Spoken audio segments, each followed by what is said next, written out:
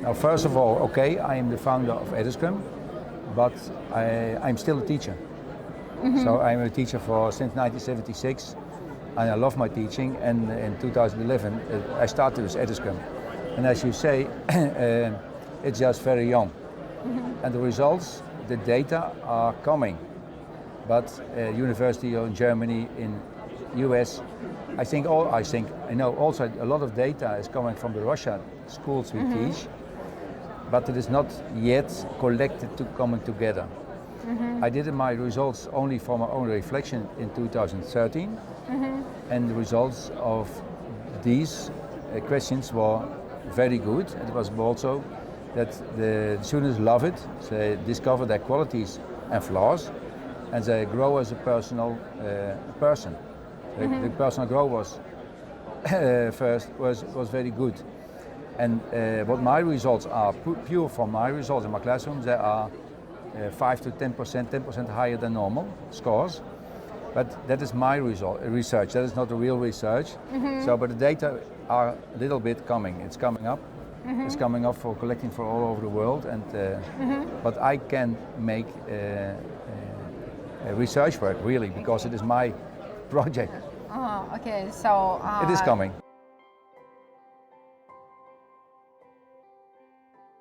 Normally I give a 2 days training. In the Netherlands I gave a 2 days training. All over the world I give 2 days trainings.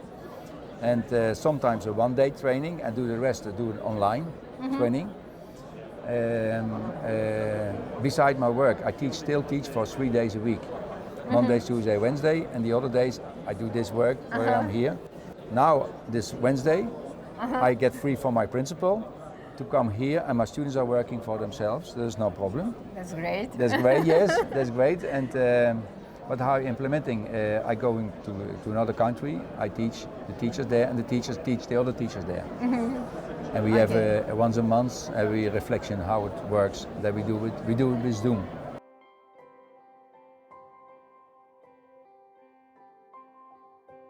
Typical that it is. You can use it for public schools, for private schools also.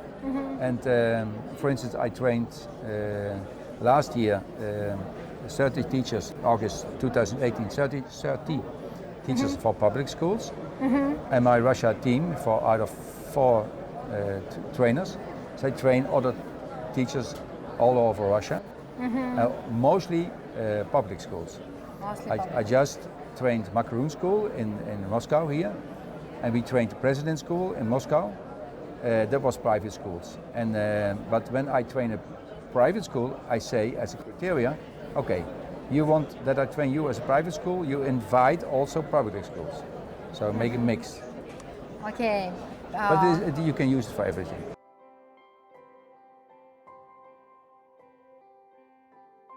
It is the best when you can start with little children, they are eager to learn. And when you have teens from 14, 15 years old, that is more difficult.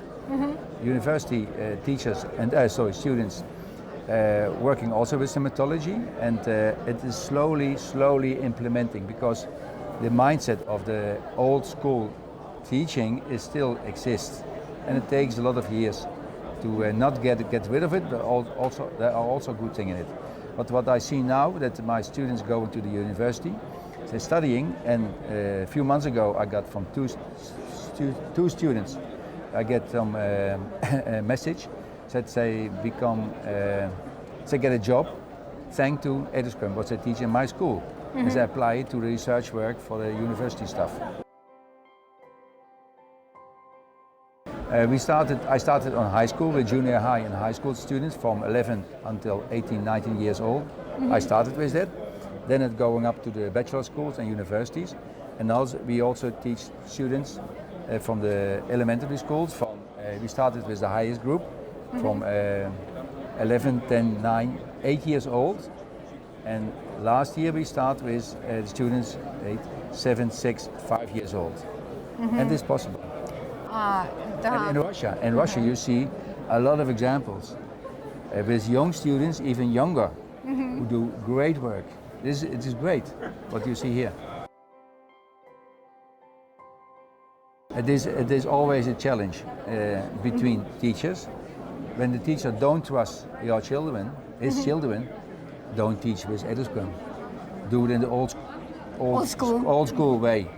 But the first thing, trust your children and give trust to your children, and then you see what's happening. And always you can also get back to your old classical teaching when you are a little nervous. So that is no problem. And when you have a school, there's a part of innovation teachers and classical teachers. And I think the classical teachers will slow down. But they're also sometimes are also not. They don't want to change. They are fighting. Yeah. It don't work. What you asked in the beginning. I need results. What are the results? Yes. I say mostly you say go to my students and ask for the results. And they are happy students. They work hard. I don't give homework. They do it by themselves. What we do, we work with students in teams. And when these teams decide what homeworks they have to do or work have to do, they do it by themselves. They decide by themselves what homework we as a team members have to do. It is about stability, accountability, it is about communication, it is about trust, it's about taking responsibility, you as a person. And the students talk about with a different language that we as adults or teachers talk to your students. The students talk more directly. When I use the same words as my students use to interact with my students, I get a problem with the parents or whatever. So the students correct themselves. Yeah.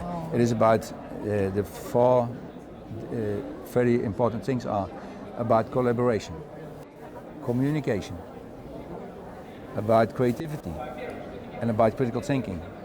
And this for critical competences for the future. Is that we need for the future. Yes. We need this kind of stuff for the future. The knowledge, you take your cell phone, you take what you want to know and you get it on your Google. you get it on Google. Easy. That's easy. And nowadays that's easy. And in the beginning, 20 years ago, the teacher was the only source of knowledge. Now he takes you. Now the source of knowledge is not only the teacher, it's for instance, a cell phone or whatever. But the teacher have to